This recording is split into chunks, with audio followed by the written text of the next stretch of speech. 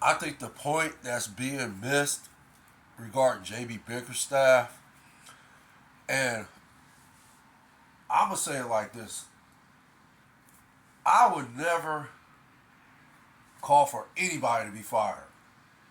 I don't care what what color you are, race. No, it doesn't. Like at the end of the day, me personally, I want to see everybody succeed. I want everybody to prosper, if that makes sense. I want people to be. I want everybody, for the most part, to be successful. I want people to be able to provide for their families, and feed their families. But again, and like I said, I understand the magnitude of a job because yeah, most people I like to think depend on jobs. They depend on having jobs in order to, like I said, feed their families and provide for them. But again, and we gotta live in reality. And again, yeah, it's unfortunate, it's sad, and it's sometimes and at times it's not fair. I get it. I get all that. But again, there are some cases where when you are given a job, they give you a job description. I'm pretty sure while they're training you for this job, they're telling you what they expect of you. Whatever company you're working for or business, whatever company or business you're working for, I'm pretty sure once they hire you, as they're training you for this job, I'm pretty sure they're telling you what they expect from you at the end of the day. Now, when you don't meet those expectations that they have provided in order for their company or business to flourish, yeah, you're gonna get a couple write-up slips, uh, some suspensions here and there, depending on what's the job's policy, company or business, what's their policy to deal with workers that's underperforming, if that makes sense. So, and also keep in mind, I like to think most companies and businesses have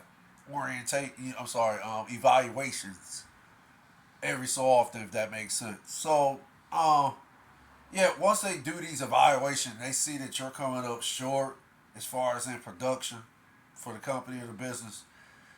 Um, yeah, you'll get a warning. I like to think, with most company and business, you get that warning.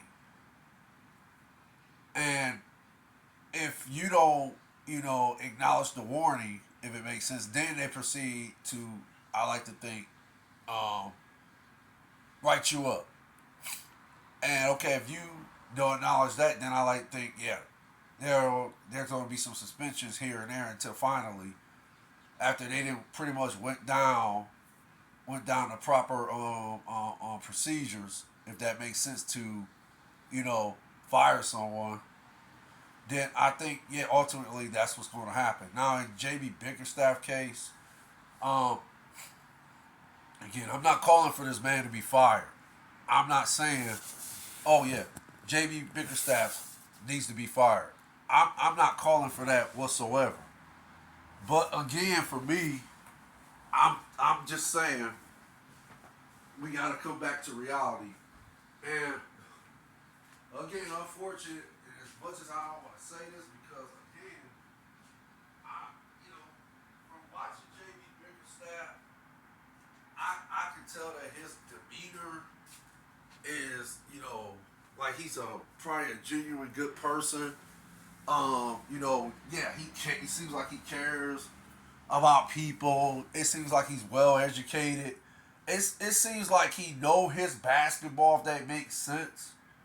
I mean, um, by looking at him, he does look like the typical NBA coach. It's yeah, he seems like um he can coach at this level. So, but again, we have to look at reality, um, and this is clearly my opinion. I would like to think that I can't think of the year he got that extension, but I want to say he got it 3 years ago. If that makes sense, the extension. Um, I like to think whenever the Cavs gave him that extension at the time, yeah, they looked at JB as yeah he was the coach. He was their coach going forward because I like to think 3 years ago JB had this team actually somewhat overachieving if that makes sense. Like I think the Cavs were at that time projected to just okay, let's draft some of these players in the first round that seems to have potential to be something great if that makes sense. And yeah, I think when when they hired JB, because I would like to say they fired Tyronn Lue. I cannot think when JB Bickerstaff got hired. I just know that um, after LeBron left, I'm gonna say it like that. After LeBron left, yeah, Tyronn Lue was still the coach, but I think yeah, the Cavs lost their first 6 games, and then yeah, they of course the organization. I like to think Dan Gilbert had something to do with this, but they fired Tyronn Lue. Okay, that's neither here or there. That's another segment for another day. But I like to think that's around the time JB Bickerstaff was hired. No, I'm sorry. No, what's that dude's name? Jim Boheim or something like that. Gosh, I can't never pronounce his name. I want to say Jim Boheim or something. I could be wrong. I don't think that's his last name. I know his first name is Jim. They hired him, and then of course, I guess during the practice, Jim said something on a reference of y'all playing like thugs, and then it came out, of course, in the media that that's what he said, and then it, was later, I guess, recanted by him by saying he said slugs, not thugs. But okay, I guess the players, was like, okay, whatever, dude. So I guess he lost the locker room, if that makes sense at that time, and then he ends up stepping down. And I think this around the time JB Bickerstaff got hired. So, but again, I like to think when JB came aboard, um, yeah, people, fans started noticing. I guess the organization started noticing at that time. I don't even think Kobe Altman was the GM either. But okay, um, let's just say the fans and the organization started noticing that there's something here. There's something developing that we didn't think was going to happen this soon, if that makes sense. So, okay, now, of course, JB Bickerstaff, I don't know when he got the extension, but he gets an extension. The Cavs draft Evan Mobley, I want to say, gosh, can't think the year he got drafted. But he gets drafted, and then, of course, um, they signed Jared Allen to a long term deal, of course. And then, um, what's that? Okay, now they got what Evan Mobley and Jared Allen, and I guess these two were supposed to be quote unquote the twin towers for the Cavs, meaning that they were going to be two-headed, 2 7 foot, I'm sorry, 2 7 footers out here that can play defense, protect the rim, protect the paint, and so forth, get offensive, defensive rebounds, and so forth. I guess that was the projection at that time for these two particular 7 footers. Um, but again, getting back to JB Bickerstaff, now now this is where we're at. Um, 2023, we're here, and the Cavs just simply got demolished. I can come up with so many other adjectives, but I'm sorry. I've done like 3 podcasts on this, maybe 4 podcast segments. And again, for me, the way I'm looking at this is they came up soft. This is why the Cavs lost the series, 4 games to 1. That's why the Knicks are going into the second round, advance to the second round. Because I just think the Cavs play soft. Simple as that. But regarding JB Bickerstaff, I'm sorry. Your players are a reflection of your coach.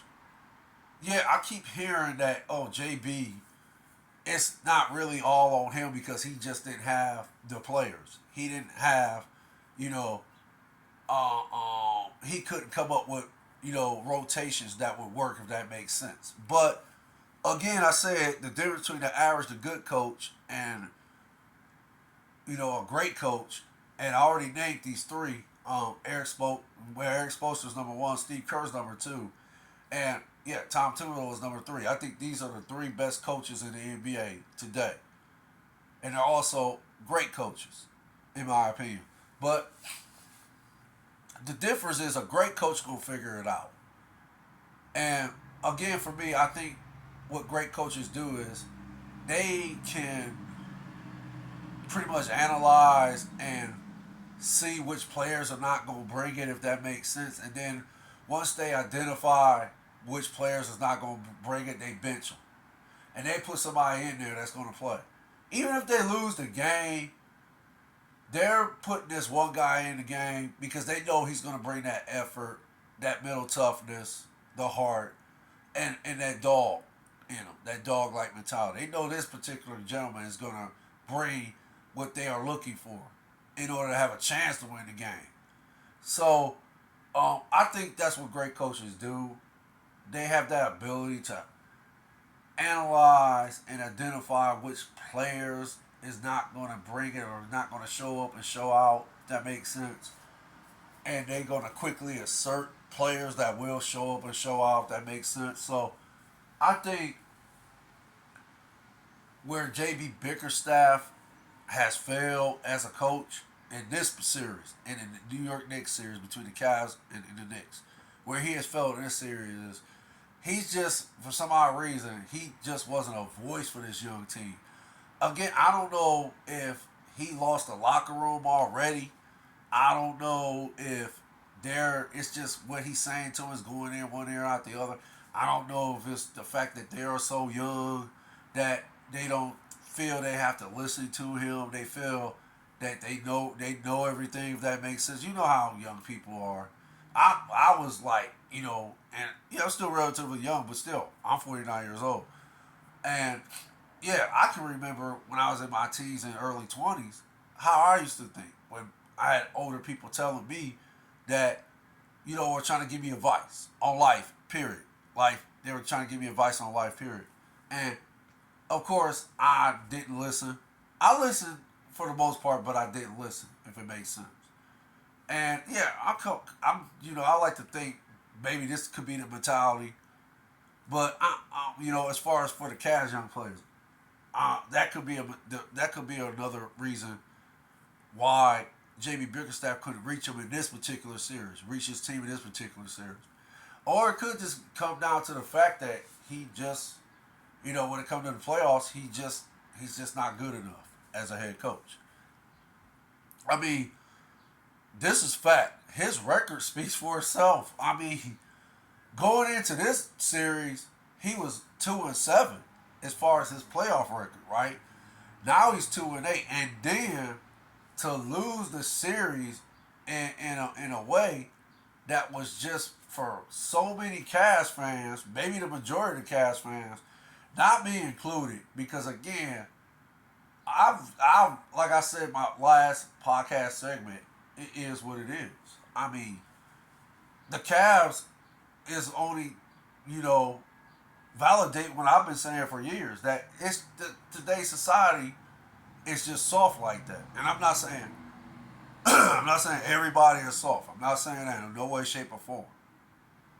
I'm just saying you got some people who, when it comes to sports or whatever in life, they come up soft. They just, that's their personality. They're soft like that. And you can't coach that. You can't coach mental toughness, heart, and a fight. You could maybe coach a fight in a person. Maybe you can motivate a person to want to fight.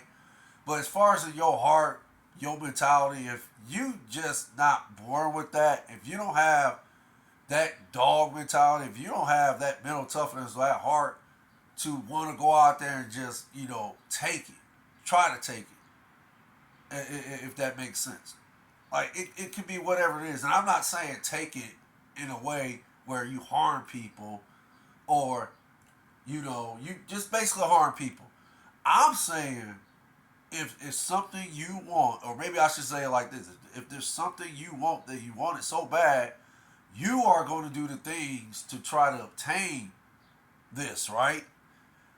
So again, I think, like I said, where JB failed at in this series is he just couldn't reach the team. And again, the players are a reflection of the coach. And I'm not saying JB Bickerstaff is soft. No way, shape, or form am I saying that either. But I just think JB don't have that type of personality. I think maybe JB might be that quote unquote good guy, and that the type of coach that when you make a mistake with him, it seems like instead of getting upset or maybe raising his voice or just displaying any kind of emotion regarding you know for example, what the fuck did we go over? Did you motherfuckers listen? What the fuck is this? How the fuck y'all go out there and play a game like that and we practiced this for a whole week? I mean, from the practices, y'all seem like y'all had it together. And then now y'all go out here and play a game like that, and it's literally like, what did I coach y'all for this week? It's literally like y'all wasted my time. It's literally like I put all this film study, I put all these practices together, and you gonna go out there and play a game like that? That's embarrassing the way y'all played. Not only to me and this organization, but to yourself. Y'all should have more pride than that. To go out there and allow this team to just punch y'all in the mouth like that. That's an example of a coach who is passionate about the game, and he's gonna let his team know how he feels about how bad they play. And I would like to think he would say something like, "Hey, y'all keep playing like that. I will put some people in here that's going to play. I don't care if we lose the game. I'll bench every last one of y'all, and I'll put somebody in there that's going to play. At least with my bench, at least I know they're going to try. They may get their heads beat in. They may get put, but I don't think they'll get punched in the mouth. But at least they're going to bring me something that y'all not giving me." So, I mean, that's what great coaches do, in my opinion. So, again, the way I see it is, yeah, basically, um, and I think this is why they're calling for JB's job. I think most fans have seen is seeing what I've seen, and I think they're taking his record in consideration. I would like to think, and it's just unacceptable. You cannot have a 2-7 record going into the playoffs. I'm surprised, to be honest, that now that I thought about it, I'm surprised he was hired as the head coach, if that makes 6 years ago. Because I like to think, you take a look at, I like to think, when you're hiring somebody, you're going to cover all your bases. Make sure all your tracks is uncovered, and make sure your I's are dotted and your T's are crossed. So I would like to think that then I gotta say no, maybe they didn't because they hired him. So uh, I would like to think if I was the GM and or the owner and I'm looking to hire a head coach, that's the first thing I'm gonna take a look at is their record. What is their record? As far as regular season and the playoffs, what does it say? And once I see a 2-7 record in the playoffs, I mean, come on, that's telling you something right there that once the playoff starts, he's not good enough. So, I'm just saying, for me, if I was the owner of GM, I wouldn't have hired JB Bickerstaff. I'd have went out and got an experienced coach that's been there and done that and has won, games at the highest level. Me personally, I'd have been trying to find a coach that's won an NBA championship before, if that makes sense. So, uh, I think this is the reason why, like I said, I could be wrong, but for people to say that you can't put this on JB Bickerstaff because he didn't have the players, he couldn't come up with rotations and stuff like that, I think that's a cop out. I think that's an excuse. I think that people need to actually look at JB Bickerstaff more in a microscope way and just basically, and then do the eye test. Do the good old fashioned eye test. Look how the Cavs performed in this series. Look how soft they played. And then look at the coach and say, I would like to think if you really watch this series and watch how the Cavs played, which was soft as butter, and I'm not even gonna mention the other antics that they display in this series. No, why should I mention it? I've been saying it over and over again. I'm sounding like a broken record, so I'm not gonna keep saying that. But the way the cast played this series, I like to think if you look at it as an entirety and do this good old fashioned eye test, I like to think you'll revisit JB Bickerstaff and start asking questions. How did this happen? How did you allow this to happen? So I think this is why so many people are asking for JB Bickerstaff to be fired. Again, I'm not calling for anybody's job, but I mean, hey, if you don't perform at the highest level, and it's any job, if you do not perform at the highest level that they require you to perform at, they're going to take steps to fire you unless your production picks up. It's that simple. That's life. It's not fair. Yeah, it's unfortunate when people get fired, but it's life. You have to perform at the highest level. Whatever job you have, you got to perform at the highest level. So that's all I got to say about that.